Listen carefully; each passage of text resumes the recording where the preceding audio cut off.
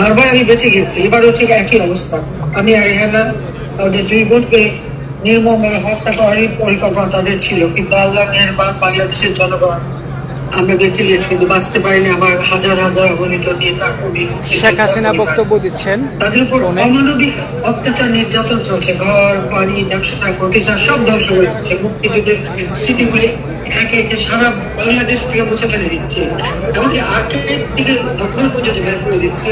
এইভাবে চরম অরাজকতা আর দারিদ্রের সরকার বিশ্ব বাটপার ইউনুস তার সেই 3-0 সে করেছে। 18% থেকে দারিদ্রের হার 46% উন্নীত করে দিয়েছে। নারী নির্যাতন, নারী ধর্ষণ, শিশু ধর্ষণ, হত্যা, খুন, ঘরে ঘরে মানুষের হাহাকার।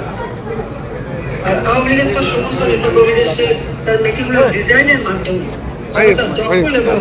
হত্যাযোগ্য চালিয়ে আওয়ামী লীগকে নিশ্চিন্ত করে এবং আওয়ামী লীগকে নিষিদ্ধ করেছে। অবৈধভাবে ক্ষমতা দখলকারী মানুষ হত্যা করেছে, ক্ষমতা দখল করেছে, লাশ ফেলে ক্ষমতা দখল করেছে। ইউনুস, বিএনপি, জামাত, এই তিন গোষ্ঠী এক হয়ে বাংলাদেশটাকে ধ্বংসের কিনারায় নিয়ে গেছে। প্রবাসীদের ধন্যবাদ জানাই যে এই সময় আপনারা আমাদের দুষ্ট মানবতার সেবায় এগিয়ে এসেছেন, মানুষের পাশে দাঁড়িয়েছেন। যা প্রবাসীরা দাঁড়িয়েছেন বলে আজকে আমাদের দেশের মানুষ অন্তত তাদের কিছুটা বাঁচার একটা সুযোগ পাচ্ছে, কিন্তু প্রতিদিন গ্রেপ্তার হচ্ছে। বাংলাদেশ জাদুঘর সেটা ভেঙে আগুন দিয়ে পুড়িয়েছে, বুলডোজার দিয়ে ভেঙেছে, এখন তাদের খোঁজ যায়নি। 5 আগস্ট আমি যখন প্রেস কনফারেন্স করেছি তখনও চলে গেছে। এখন আমি বাইরে যে একটা ভাঙা ইটের মানে এটাই হলো বাংলাদেশের অবস্থা। বঙ্গবন্ধুকে অপমান করা, মানে যে এই স্বাধীনতা এনেছিল, যে আত্মপ্রচার সুযোগ দিল, যার বদলাতে এসব একটা ক্ষমতায় উঠতে পারলো, আজকে তাকে অপমান করা, এর অপমান বাঙালি জাতি। আজকে বিদেশে কোনো আইনত কেন আপনি লাইভ দিতে পারবেন যে কোনো সময়, আমি তো ইয়ে ঠিক না, স্বাধীন হয়েছিল বলে সেটা হয়েছিল। সেই কথাটা মনে রেখে যারা এইভাবে দেশে সর্বনাশ করেছে এবং মানুষকে হত্যা করে যাচ্ছে, জীবন জীবিকার পথ কেড়ে নিয়েছে, ইন্ডাস্ট্রি বন্ধ করেছে, বিনিয়োগ বন্ধ, সব যেন ধ্বংসের কিনারা। যারা এই ধ্বংসের দিকে দেশ নিয়ে গেছে এই কম। ইউনুস, জামাত, শিবির, এদের কথা ভুলবেন না। যে হাত দিয়ে ওই প্রতিষ্ঠান ভেঙেছে সেই হাতটা ভুলবেন না। এটা আপনাদের কাছে আমার দাবি এবং অনুরোধ। যদি আমি কন্টিনিউ কিছু কাজ করে থাকি তো নিশ্চয়ই আপনারা এদের উপযুক্ত শিক্ষা ভবিষ্যতে দেবেন। আমরা পত্রিকা সবকিছু ভুলে যে ভাইয়া মানুষের কাছে দাঁড়িয়েছিলাম।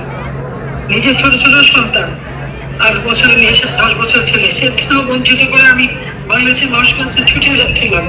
আমি জানতাম আমাকে যে কোনো সময় মৃত্যু মুখোমুখি হতে পারি, কিন্তু সেই ফিরে এসেছি। তখন প্রবাসীরা আমার সাথেও এসেছিলেন। আবার 2007 জন আমাকে বাধা দিল, আবার আমি পাশে ছিলেন। আগামীতে আমি যাচ্ছি, আবার আপনাদের আমার পাশে চাই। অবশ্যই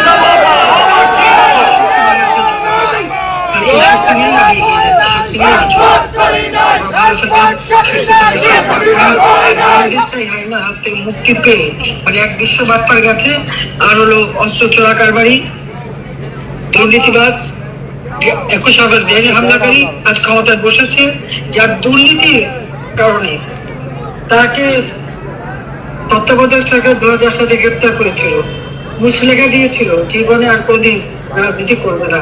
কিন্তু আজকে রাজনীতি ওই প্রবাসে বসেই রাজনীতি করছে। কিন্তু আমি কেন কথা বললাম প্রবাসে বসে, সেটা আবার এই দেশে আমি বলছি যেটা চিঠি লিখে তাদেরকে আপত্তি জানায়। আমি তো কোনদিন ব্রিটিশ গভর্নমেন্টের কাছে চিঠি লিখি নেই যে তারিখ কথা বলছে, কেন কথা বলছে, কেন মিটিং করছে, মিটিং করছে,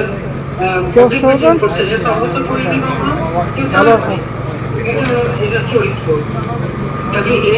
এই চক্রের হাত থেকে আমাদের দেশকে মুক্ত করতে হবে। একটা কথা, আমি এখন বসে দেশকে ধ্বংসের দিকে নিয়ে যাচ্ছে, স্বাধীনতার চেতনা ধ্বংস করে দিচ্ছে।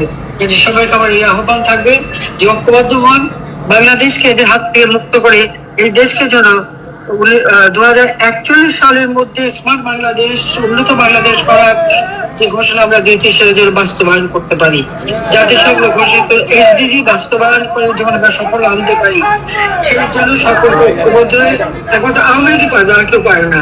এটা হল বাস্তবতা।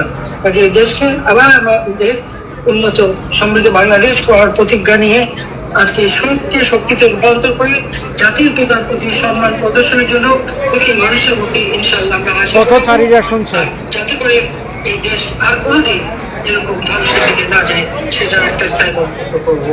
এটাই আজকের দিনে হোক আমাদের প্রতিজ্ঞা। সবাইকে ধন্যবাদ। জয় বাংলা, জয় আবার ছাত্রলীগ, যুবলীগ, স্বেচ্ছাসেবক লীগ, শ্রমিক লীগ, কৃষি লীগ, মহিলা আওয়ামী লীগ, স্টেট আওয়ামী লীগ, মহানগর আওয়ামী লীগ নেতৃবৃন্দ এখানে এসেছেন। আমি তাদের পক্ষ থেকে দুটি কথা বলতে চাই, আপনার 2-1 মিনিট নেব। আমরা এবারকার যে শোক সভা আমরা করছি আজকে আয়োজন, বিশ্বের রাজধানী নিউ ইয়র্কের জ্যাকসন হাইটসে, যেহেতু 32 নম্বর বাড়ি এই ডক্টর ইউনূস ভাঙিয়ে ধস করে মাটির সাথে মিশিয়ে দিয়েছে, সেই জন্য আমরা ছাদবিহীন আমরা খোলা মাঠে আজকের এই শোক সভা আয়োজন করেছি। আপা, আমরা এই খোলা মাঠে আমরা শপথ গ্রহণ করেছি বঙ্গবন্ধুর 32 বাড়ি আবার আমরা পুনঃপ্রতিষ্ঠিত করব এবং 20 কোটি মানুষের কষ্টের ভেতরে দিন যাচ্ছে।